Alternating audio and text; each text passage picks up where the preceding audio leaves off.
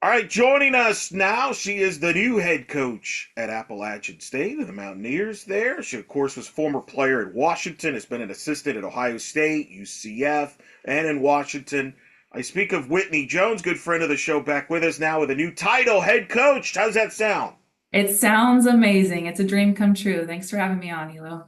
Well, let's talk about the process. What was it about App State that drew you there to be the head coach? Because I know obviously you've been on the show. We've talked about your goal of being a head coach. What was it about App State that you felt like this was the right job for me to be a head coach?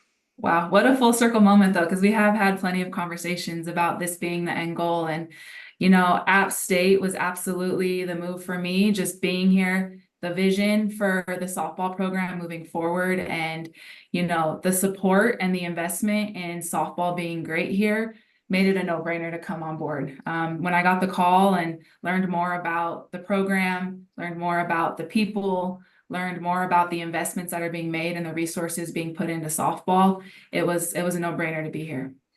Take me through that. You go through the interview event. You get to campus. Do you remember that when you went to campus? What stood out?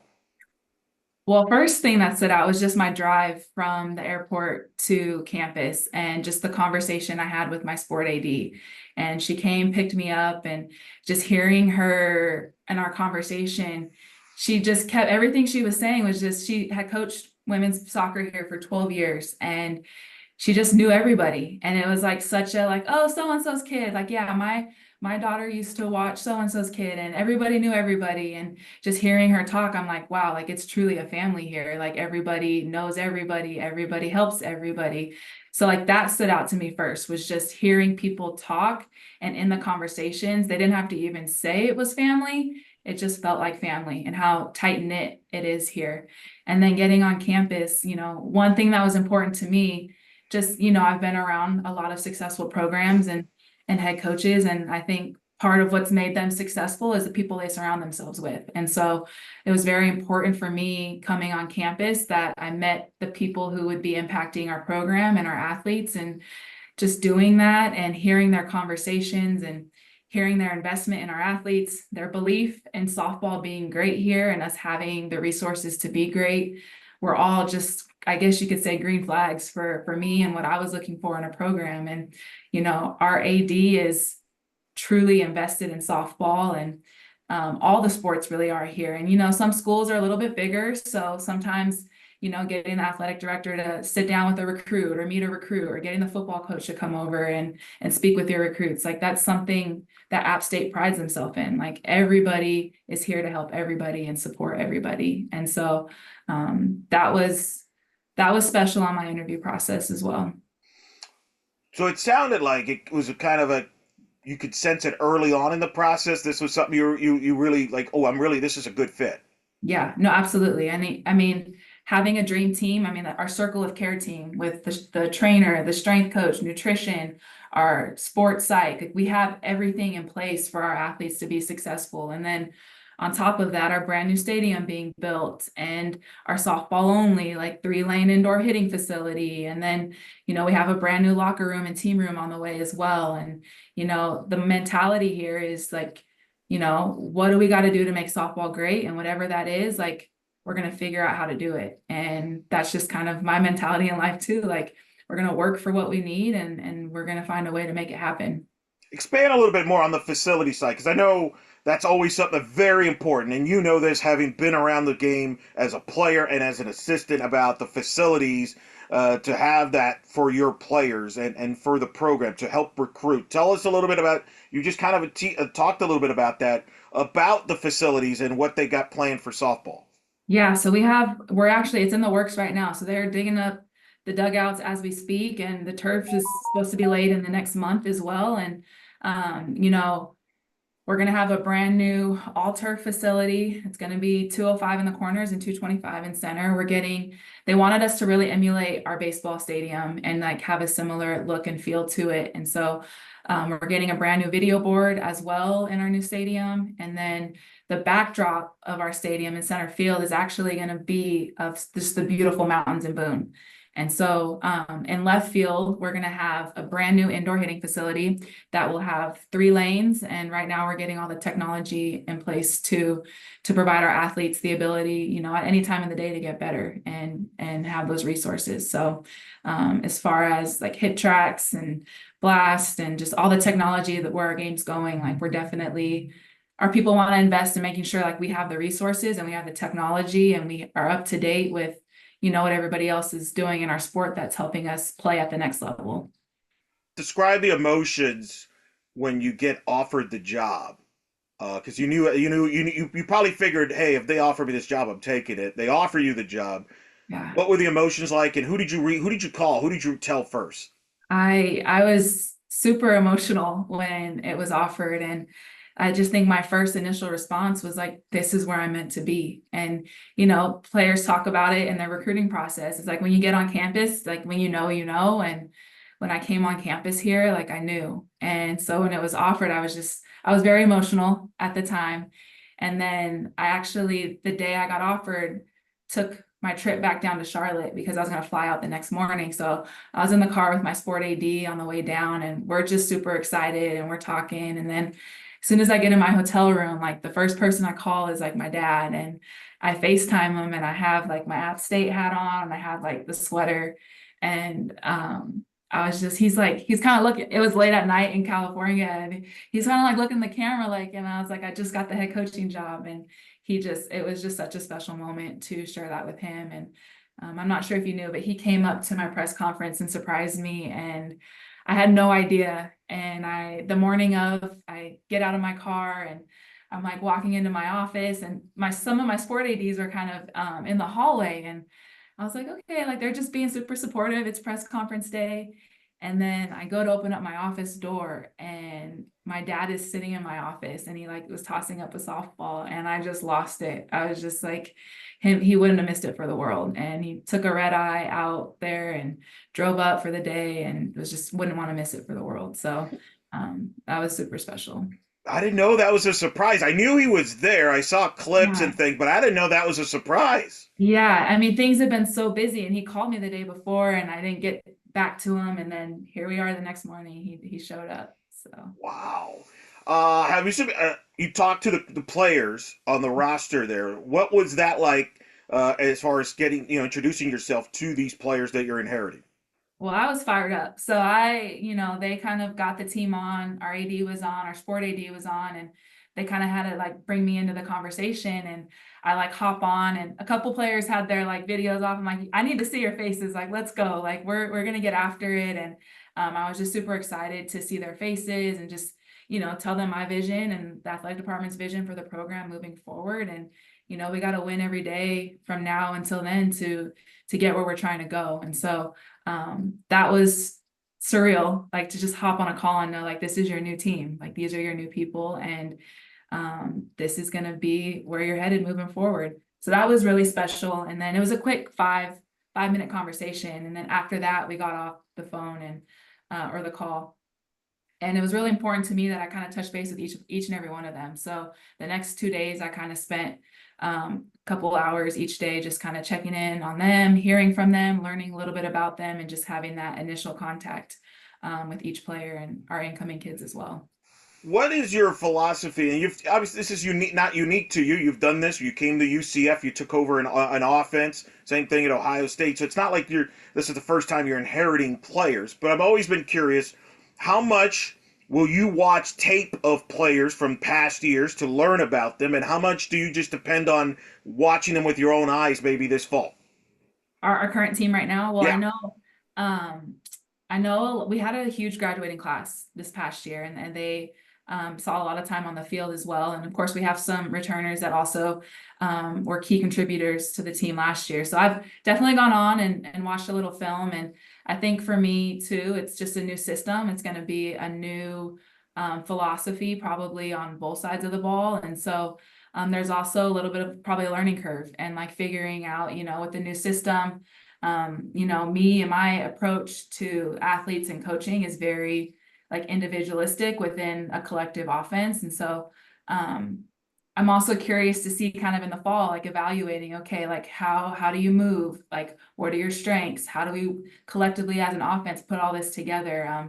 So I think it's a little bit of kind of, getting a baseline for what they're coming in or what they've previously have done, but it's also, you're gonna have a new system, a new way, and just see what our development process will do for them kind of throughout the fall.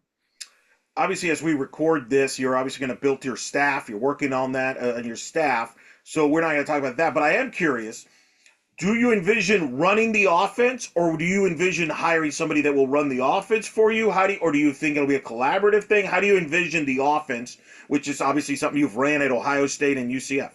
Yeah, I think my vision is running the offense as far as within that, having somebody collaborate and having, I mean, I don't want it to be complete silos within our staff. I want there to be integration. I want there to be, I want everyone to be able to coach and help our athletes get better. And I know certain athletes sometimes connect better with certain coaches. And so I want them to be able to have their people on our staff.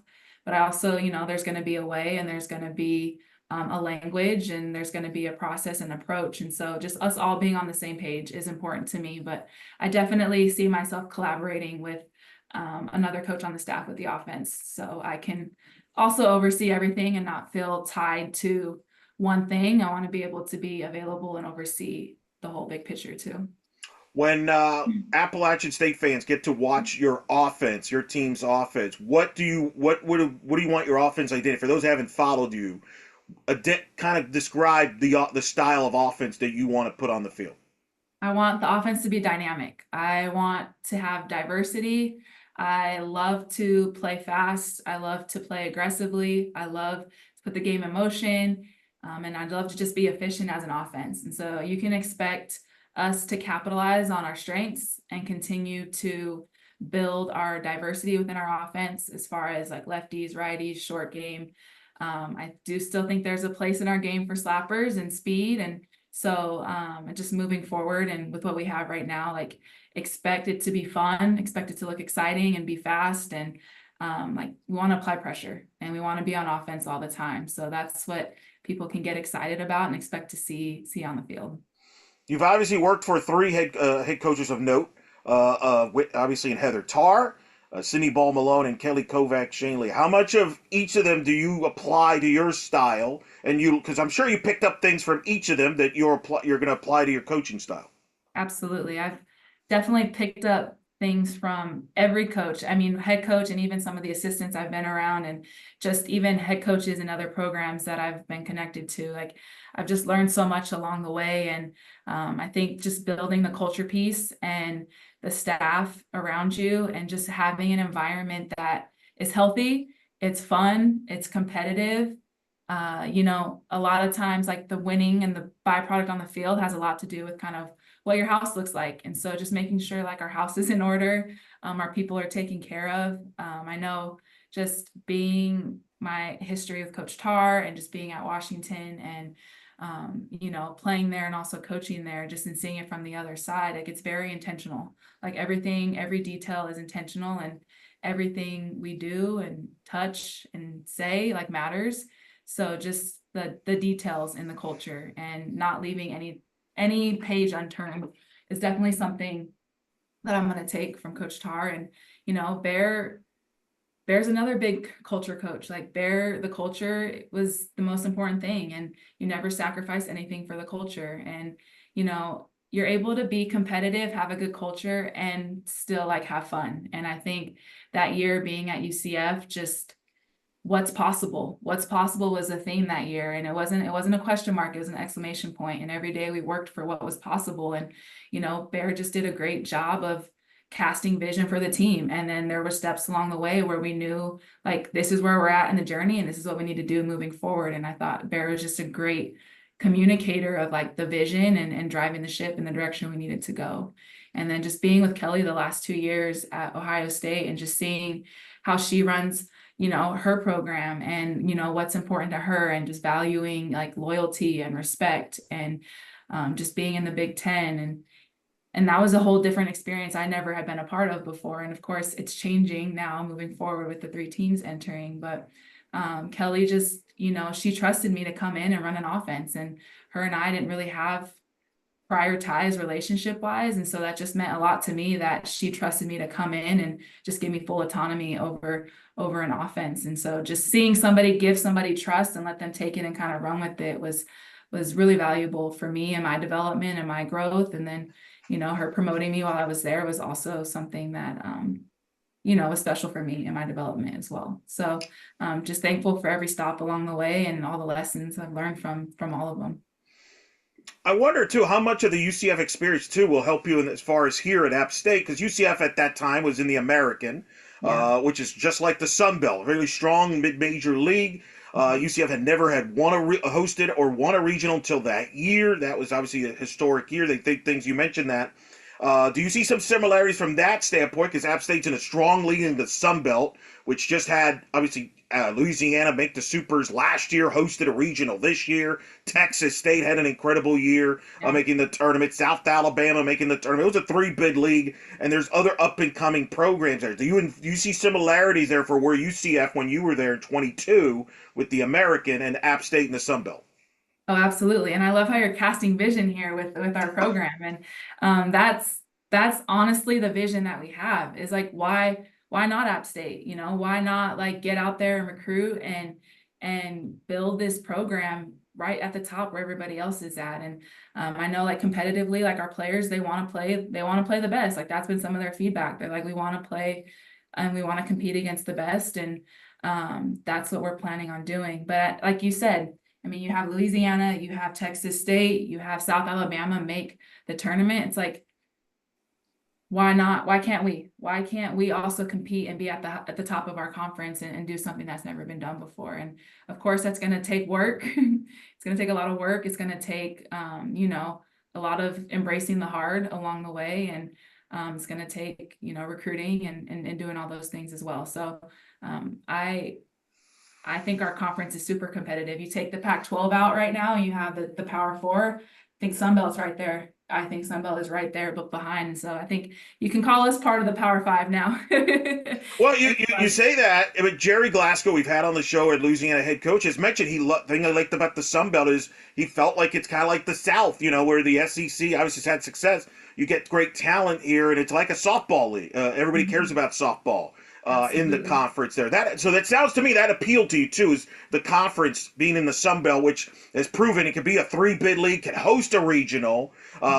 You're not capped like maybe in some other of the smaller leagues. Yeah, no, absolutely. And then even to add to that, talking to the AD and the direction of athletics moving forward with the House bill, and just there's a plan here. Like we're being innovative, we're planning for the future and the change in college athletics. And that was important to me too, because, being at my previous school, like that was the constant conversation is, the landscape of college athletics is changing and we have to be ready for that change. And we're working at App State to be in position to like not skip a beat when that change happens. So it sounds like you two had a long conversation about the future, and obviously with college athletics, no secret, all the changes that's going on. But it Yeah. seems like you're all ahead of ahead of it, and going to meet up, and you feel comfortable with it. Oh, absolutely. And the NIL space, everything. We're prepared and we're ready to tackle that space and do what we need to do to get the people we need to get here. How are you a different coach today than say maybe 2022 when you were assistant at UCF, or even before that? How are you different? Just my perspective is so different. Like the way I see things is just so different now. And especially being in this role for, the last, I guess you could say 2 weeks or so, it's just, you're not tunneled anymore in like one lane. It's like, you got to look at the whole big picture and you got to, I was telling someone the other day, I'm like cooking in like 5 different kitchens right now, but you got to keep the main thing at the same time. And so I'm just learning how to prioritize, multiple things at once. And I'm just growing as a person too, and just realizing like what, you got to also take care of yourself in the same aspect of everything. And so just, balancing all of that and taking care of yourself, but also it's going to be a lot of work. It's going to be a lot of work and it's going to take a lot of time and investment, but that's the beauty of the journey is just, having this opportunity to take over this program. What's unique about you is obviously you have a coaching background now, all experience, but you also have a background outside of coaching that is very important in athletics, and that's what I'm talking about. Strength and conditioning training.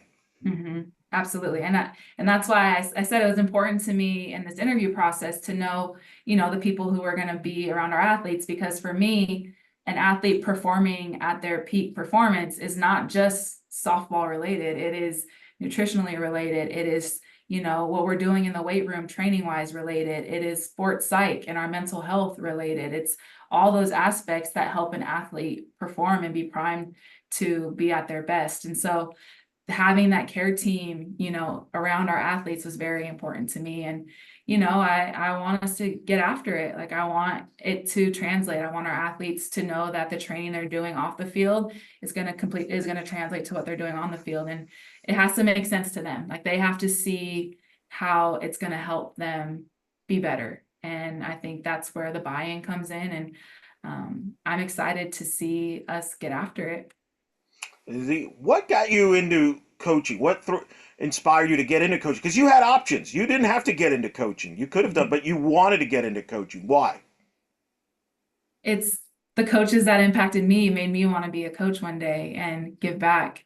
I originally wanted to be a strength and conditioning coach, and I started going down that path, and I realized how, I wanted to coach, and then I realized coaching in that space, how important it was for me to actually be around softball. And so originally I wanted to be softball strength and conditioning coach. Like, I was like, just like football strength coaches are with football, that's how I wanted to be with softball. I wanted to be at every practice. I wanted to travel with them. Like, I wanted to be all hands on deck softball, along with a couple other sports. But at that time, that opportunity wasn't there. And so I was like, well, my network's in Seattle from playing, and so I'm going to move back to Seattle. And then I got to take over the inner city high school for the year, Garfield. And I was still, interning at Washington with like baseball, because I still wanted to be around it just in case the opportunity popped up. And I was coaching travel ball and still connected to Coach Tar. And then, when the opportunity presented itself to come back at Washington, originally it was to be the strength coach. And then some things fell through with hires and director of Olympic sports leaving. But, everything worked out the way it was supposed to work out. And I see, even within like the way I think about offense or even defense, just being able to move athletically and hold good postures throughout a swing, like it all intertwines to me. It's not like one thing or the other. It all works together. And so I just truly value all those pieces that touch our athletes and affect our athletes performing optimally.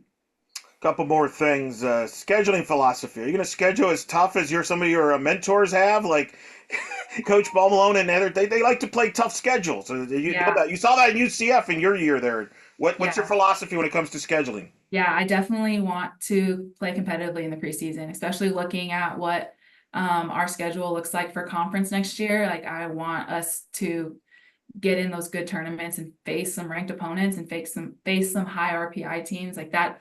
And that's what our athletes also were wanting. They're like, we want to play better competition in preseason. Like, we want to see where we're at against the best and be able to get better from there. So that is absolutely the intent, is to, play a tough preseason to prepare us for conference and ultimately prepare us for a regional, and being able to compete at that level and be competitive. We talked about your offense. I'm curious, overall, as a team, what do you want the identity of App State, the Mountaineers, to be from an overall team? When they see them on the field, what do you want them to say about your team and your program? I want them to say that we're aggressive, we're smart, we have fun, and we love to play the game. Like, I want people to come out and just enjoy watching us play aggressively, play smart, and just have fun doing it, and just love each other, love the game, love our community, and just like love Boone and App State, because it's a special place and there's some pretty special people here.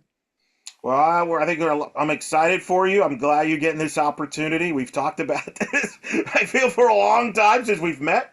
Yeah. But I was excited when I saw the news, and I'm happy for you, and I'm excited. And you still can invite me though, right? I can still visit you in Boone, right? Oh, absolutely, right. Absolutely. I don't know if you enjoy snowing or skiing, but in the wintertime, depending on the time of year you come.